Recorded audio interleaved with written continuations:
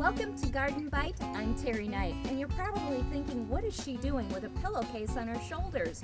Well, today I'm talking about the blueberry, the antioxidant superhero. Cue the fan. Now. Thank you. Blueberries will knock out free radicals and boost your brain power, but they're a little bit particular on what soil they'll grow in. So today we're going to talk first about how to dig bushes out of the soil without damaging the roots too much, and then also the specific needs of blueberry bushes. My friend Helen gave me a challenge.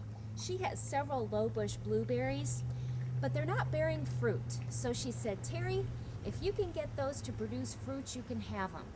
Well, that's where the Master Gardener mantra comes into play.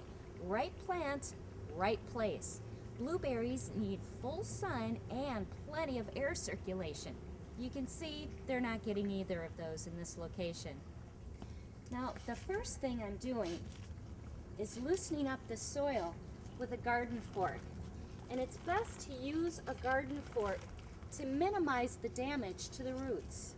You want to move the fork back and forth. That way, it loosens up the soil even more around the root system. When you have it to the point where you can lift it out like this, get right down to where the soil is to lift. This way you'll do the minimal damage to the plant. Work it out. You'll be able to feel what's going on here. And as you lift, you can see we've got plenty of roots. If you find yourself having a hard time trying to get those roots out of there, the other thing that you can do is moisten the soil. Then go take a long beverage break, relax, hang out, then come back, and the ground will be softer, so it'll be a lot easier to work. It makes it a lot more pleasant. Along with full sun, blueberries like their soil sour. Well, in Minnesota, most of us have a neutral pH of around 7, so that means you'll need to do a soil test. Now, for a quickie, you can pick up a soil test kit at any local garden center or big box store. Ideally, you'll amend your soil to a pH of between 4 and 5. I'll have all that information on my website, gardenbite.com, along with the link to a more comprehensive soil test that you can get through the University of Minnesota.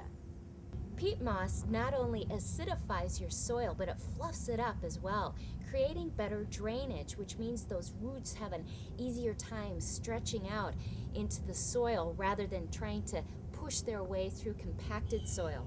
Now, if you've been composting, bless your little heart, you've got black gold.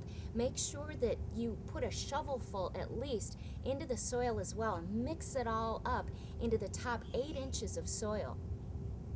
Elemental sulfur works more slowly to acidify your soil, so ideally you'll want to start this working in your soil a couple of months before planting time. And then once a year, I want you to use an aluminum sulfate at spring for fertilizer, but make sure you follow those label directions exactly. If you don't, err on the side of caution. Remember, less is better when we're talking about using chemicals in the soil. And also keep in mind, blueberries are long-lived. They can live for decades and deliver for you. So the more time that you spend taking to amend your soil and doing the proper preparations, you'll find it well worth it. You'll be rewarded with lots of blueberry pie, which means you'll be inviting me for blueberry pie. Whew. When we come back, we'll talk about the best plants to put in Helen's empty blueberry patch. Right plant, right place. When we come back on Garden Bite with Teri Knight.